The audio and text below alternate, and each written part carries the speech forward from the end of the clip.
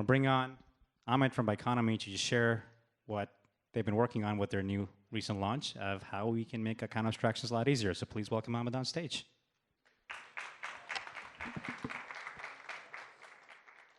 All right. Hello, everyone. How's everyone doing? Awesome. Awesome. Good to be here. Thanks so much to the Global team as well for making this really amazing event. Yeah, hey everyone, my name is Ahmed. I'm one of the co-founders at Biconomy. I'd love to quickly just talk to you guys a bit about what we're doing, but also just a launch that we'd love to share and announce with everyone. So I kind of rejigged the slides after Vitalik sort of gave a really interesting presentation about the history of account abstraction a couple of days ago. And I thought it was just really important just to sort of like reshare some of the things that he talked about. And what's really interesting is, you know, one of the clear things was that we have seen some forms of account abstraction before in the past couple of years. And that's what, you know, Biconomy was essentially built on. We essentially built relays to enable gasless transactions. And this essentially powered, you know, over 200 projects to enable a better experience for their users, which essentially helped many applications and enterprises that we worked with. And essentially, this was our first form of account abstraction. However, Ethereum and L2 UX is still a nightmare, right? Like, gasless transactions are great, but it's still not there yet. And so more needs to be done. And of course, this is why EIP or ERC437 has, you know, come to the picture to essentially, you know, rethink how the UX should look like, you know, just within like the beginning of the transaction, the onboarding lifecycle of the user. And so 437 is now, you know, something that is becoming a standard. Everyone knows about this. And I don't really need to go into the details here. For us at Biconomy, we've been working on account abstraction for, I would say, since Q1 of 2022, so early last year. And since April, when we launched our SDK, we've been sort of just trying to really bring as much adoption to account abstraction as much as we can, partnering with applications or wallets. And this is sort of, you know, some of the stats on Polygon, where we sort of focus our initial efforts on. But account abstraction, you know, has promised a lot more. There's still so much more that can be done. The user ops that we're seeing is not in the millions or the tens of millions that we'd like to see. And we want to see more programmability. And sort of when we sort of look at these, and I think in the last panel, Eli discussed it very briefly about EOAs and smart accounts. We are living in this EVM world where all the users are, right? That's where we're seeing a lot of L2s, people are using this. And so when we look at this, of course, intersection and sort of the difference between how users could move over from EOAs to smart accounts, we like to think of it as the move from, you know, a telephone to an actual smartphone, right? Because for us, it's sort of the clearest way we could sort of visualize it and see why people would want to move, because you could program so many cool things. And so for us, the question is, imagine if you could really, you know, add programmable plugins to your accounts. Like, what are the new use cases you could enable? What could, you know, what could we see?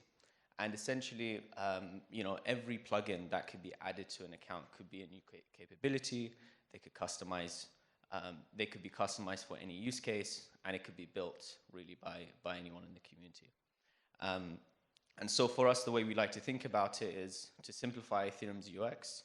The smart account framework is like an iOS. Plugins and modules are like apps, and they essentially, you know, provide a great and slick UX. So this is sort of, in a way, a form of a promised land that we are working towards. And this is why, you know, I'd like to announce our, you know, V2, our truly modular smart accounts, which is live right now, and it will be live in our SDK in the next couple of weeks. And it's really built on these three core pillars. It's modular from the get-go.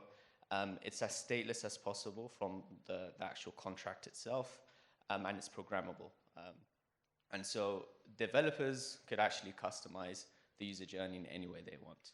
And so this is, we feel, really important for the next wave of adoption.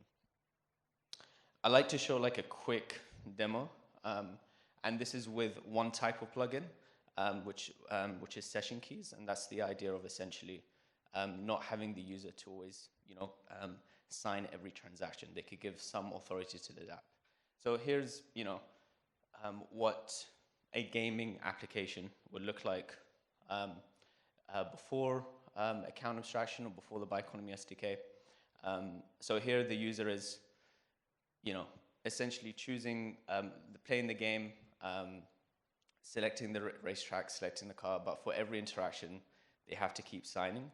And we actually support this, we actually support a dApp that works like this on Polygon. They are using meta transactions essentially, but literally all these transactions are, you always have to sign them. And so this is definitely not a UX that is, we feel is prime for Web 2 adoption. And over here, if we look at what the UX would look like with session keys, the user has to approve just once to enable a session and sign only once. And then when they start the game and go through the game, for any on-chain interaction, it's as simple as just moving through the app.